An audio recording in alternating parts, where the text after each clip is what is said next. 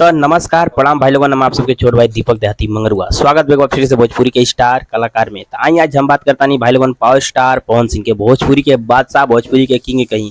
तो हम बात करता नहीं भाई लोगों पावर स्टार पवन सिंह के शादी के लेके। तो आप सबको बता दें भाई लोगों की पावर स्टार पवन सिंह की शादी बहुत ही पहले भइल रहे।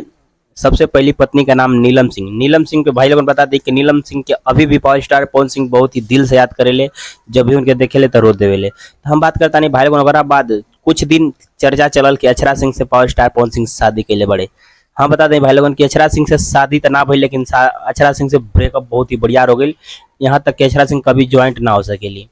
हम बात करता नहीं भाई लोगन अगर बाद पावर स्टार पवन सिंह के शादी होता ज्योति सिंह से।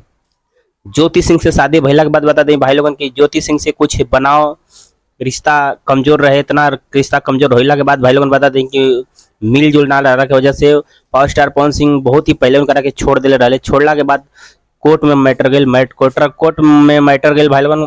कोर्ट में गईला के बाद मैटर ज्योति सिंह तलाक चाहत रही, पावर स्टार पवन सिंह भी तलाक चाहत रहे, लेकिन कोर्ट कॉलेज की 2-4 साल और रह के देख लिया, शायद तो जन का रिश्ता संबंध बन जाए तो ठीक बात। बता दें भाई लोगन की पावर स्टार पवन सिंह के तलाक ना भई रहे, ओकरा बाद भी डिवाइस ना दिले पावर स्टार पवन सिंह और ना ज्योति सिंह। बताते हैं भाई लोगों बाद चुनाव आ गए 2024 में।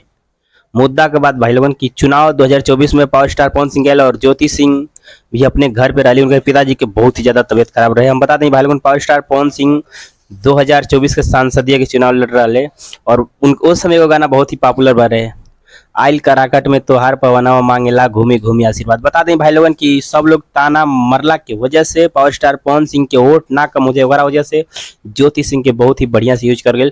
आज ज्योति सिंह के कॉल रिकॉर्डिंग बोल भाई लोगन आप सब सुन ले खूब देख ले हो। आसान उम्मीद बा कि आप लोग बहुत ही जल्दी सुन ले और ना सुन ले तो जाके जरूर सुन ले। एगो ज्योति सिंह के कॉल रिकॉर्डिंग भइल बा कि पावर स्टार पवन सिंह हमके दिल से ना माने ले, मैसेज करती हूँ तो ना रिप्लाई देते हैं और कॉल करती हूँ तो ना भी रिप्लाई देते हैं।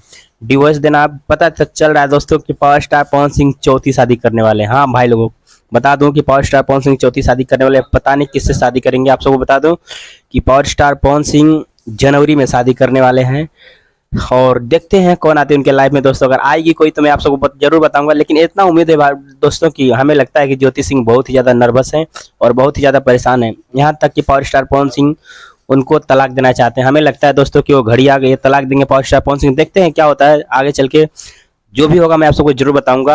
अगर हमारा वीडियो को आप लोग देख रहे हैं कहीं से भी तो कमेंट करके बताना कि मैं यहाँ से देख रहा हूँ। अगर वीडियो अच्छा लगे तो सब्सक्राइब करना मेरे चैनल को और कमेंट करके बताना दोस्तों। धन्यवाद। जय हिंद, जय भारत, जय जय उत्तर प्रदेश, जय जय बिहार। लव यू भाई लोग।